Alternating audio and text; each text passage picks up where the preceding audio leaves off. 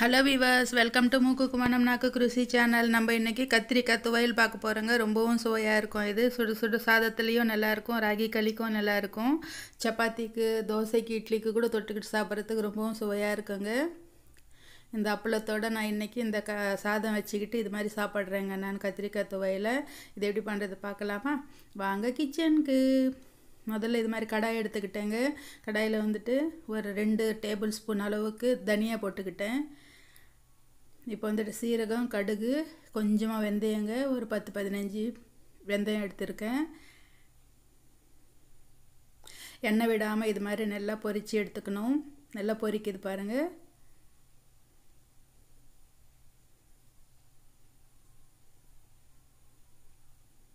இந்த எடுத்து இது மாதிரி கப்பில் வச்சு சைடில் வச்சுக்கலாம். அதே கடாயில் வந்துட்டு இப்போது பச்சை மிளகா போட்டுக்கலாங்க. ஒரு 20-25 பச்சை மிளகா எடுத்துருக்கேங்க. போட்டு நல்லா இது மாதிரி ஃப்ரை பண்ணிக்கலாம்.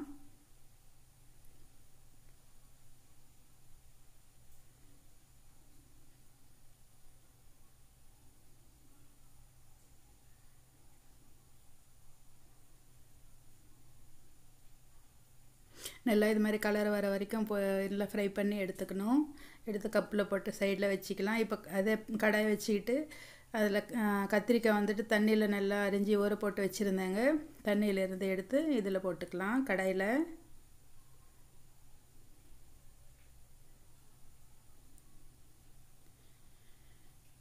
கத்திரிக்காய் அரிஞ்சதும் நம்ம தண்ணியில் போட்டுக்கிட்டோம்னா அது கருப்பாகாமல் கசப்பு வராமல் இருக்குங்க.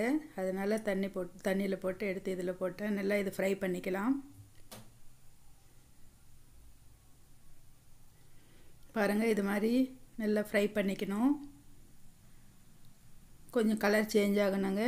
நல்லா ஆயிடுச்சு. இப்போ தக்காளி ஒரு 2 பெரிய தக்காளி எடுத்துகிட்டு இதையும் நல்லா ஃப்ரை பண்ணிக்கலாம்.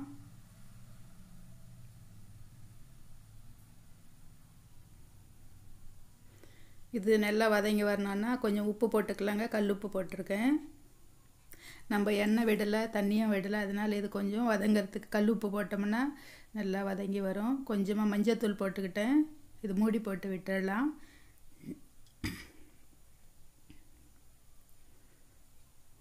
ஒரு 4 நிமிஷம் கழித்து பார்த்தா பாருங்கள், நல்லா வெந்திருக்கு கத்திரிக்காயும் தக்காளியும்.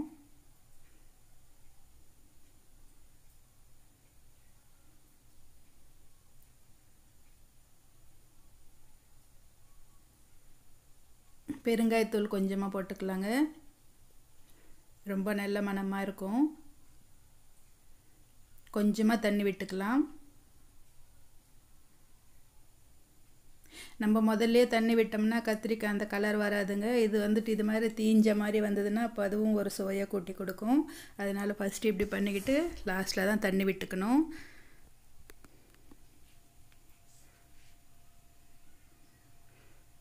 பாருங்கள், மூடி போட்டு நல்லா வேக வச்சுக்கிட்டோம். நல்லா தக்காளியும் கத்திரிக்காயும் நல்லா வெந்து வந்துடுச்சு. இப்போ இறக்கி வச்சுக்கிட்டேங்க. இப்போ வந்துட்டு புளி ஊற வச்சுருந்தேன். ஒரு சின்ன எலுமிச்சங்காவில் புளி, அதை வந்துட்டு இதிலையே போட்டுக்கலாம். இப்போ சூடாக இருக்குது. கத்திரிக்காயும் தக்காளியும் இதிலையே போட்டு புளியும் கலக்கிக்கலாம்.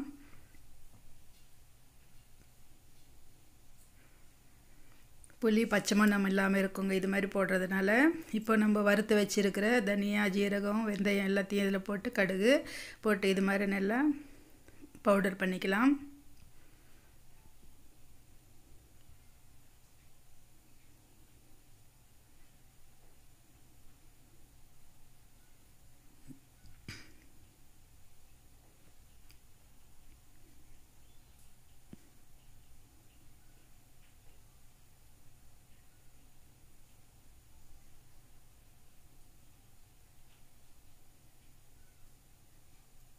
நல்லா இது மாதிரி கொரன்னு பண்ணியாச்சுங்க. ரொம்பவும் பவுடராக வேணாம், கொஞ்சம் இது மாதிரி இருந்தால் நல்லாயிருக்கும்.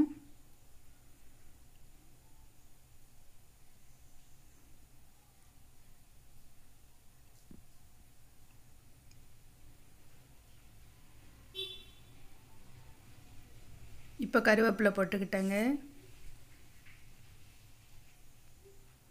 பூண்டு ஒரு 10 பல்லு பூண்டு, நம்ம வறுத்து வச்சிருக்கிற பச்சை மிளகாய் போட்டுக்கிட்டேன். இதை நல்லா இடிச்சிக்கலாம்.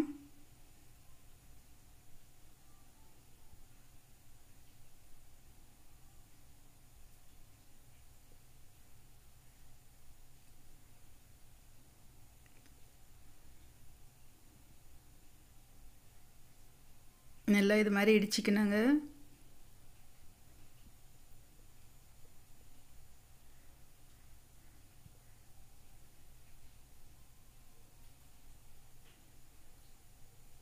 இதுவும் ரொம்ப மெத்தனை இல்லாமல் கொஞ்சம் கொரன்னு இடித்து வச்சுருக்கேன். இப்போ நம்ம வதக்கி வச்சுருக்கிற தக்காளி கத்திரிக்காய் இதில் சேர்த்துக்கலாம் புளியோட.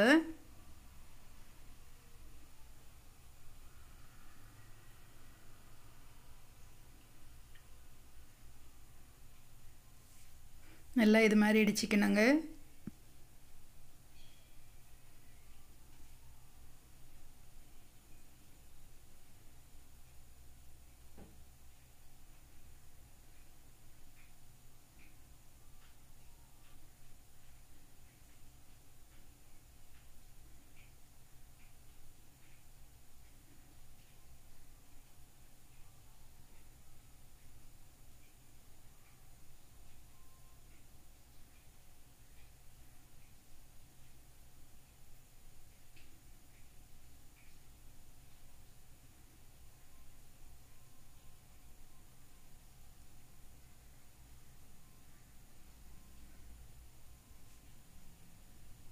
இப்போ நம்ம இடித்து வச்சுருக்கிற பவுடரை போட்டுக்கலாம்.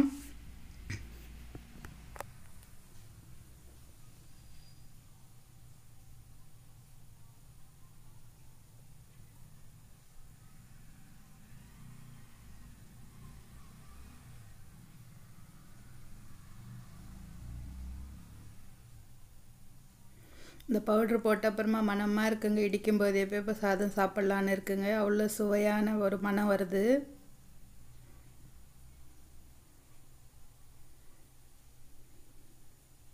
இப்போ வெங்காயம் ஒரு வெங்காயம் அரிஞ்சு வச்சுருக்கேங்க. அதையும் போட்டு நல்லா இது மாதிரி இடிச்சிக்கலாம்.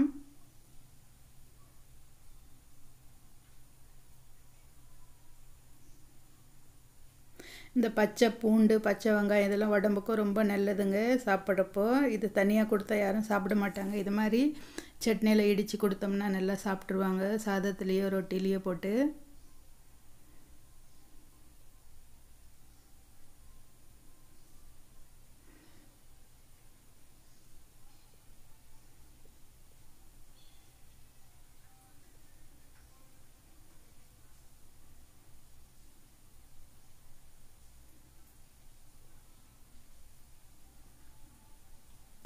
இடிச்சுக்கிட்டேங்க. ரொம்பவும் நல்ல சுவையான கத்திரிக்காய் துவையல் ரெடி ஆகிடுச்சு.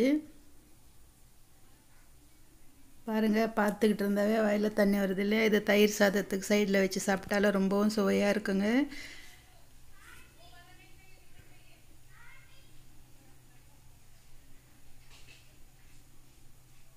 இதை ஒரு கப்பில் போட்டுக்கலாம்.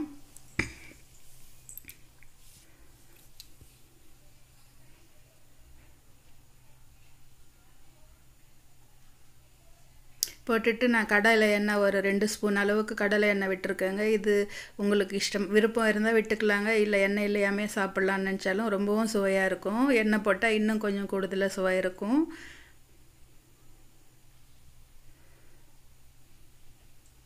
எள்ளு எண்ணெய்னா இல்லை கடலை எண்ணெயிலையாவது சாப்பிட்லாங்க. நெய் போட்டோம்னா கொஞ்சம் சப்புன்னு ஆகிடுங்க. இது மாதிரி கடலை எண்ணெய் ஊற்றி சாப்பிடும்போது ரொம்பவும் சுவை ரொம்ப பிரமாதமாக இருக்கும்.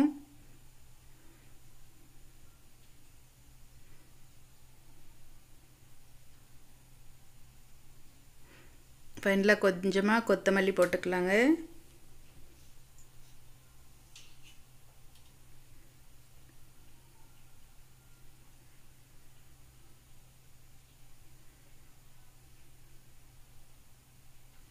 கொத்தமல்லி போட்டு நல்லா இது மாதிரி கலக்கிக்கிட்டு சாதம் எடுத்துகிட்டு வந்து வச்சுருக்கேங்க. அப்பளம் வந்துட்டு அப்படியே பொரித்து எடுத்துருக்கேன். எண்ணெய் போடாமல் அப்படியே நெருப்பில் காட்டி எடுத்துருக்கேன் அப்பளம். சாதமும் எடுத்துகிட்டு வந்தாச்சு. சாதத்துக்கு இந்த துவையலை போட்டுட்டு சாப்பிட போகிறேங்க.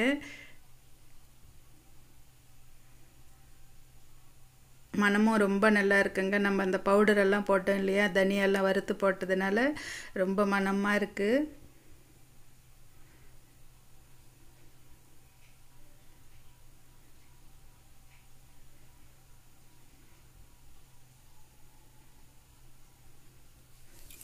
அப்பளம் கொஞ்சம் இது மாதிரி உடச்சி எடுத்து இப்போ வந்துட்டு இந்த துவையலோட அந்த சாதத்தை கலக்கி எடுத்து சாப்பிட்டோம்னா ரொம்ப பிரமாதமாக இருக்குங்க. நீங்களும் இதே மாதிரி செஞ்சு பாருங்கள். நம்ம சேனல் சப்ஸ்கிரைப் பண்ணுங்கள், லைக் பண்ணுங்கள், உங்கள் ஃப்ரெண்ட்ஸுக்கு ஷேர் பண்ணுங்கள். நான் இந்த ரைஸோட இந்த துவையலை போட்டு என்ஜாய் பண்ணுறேங்க.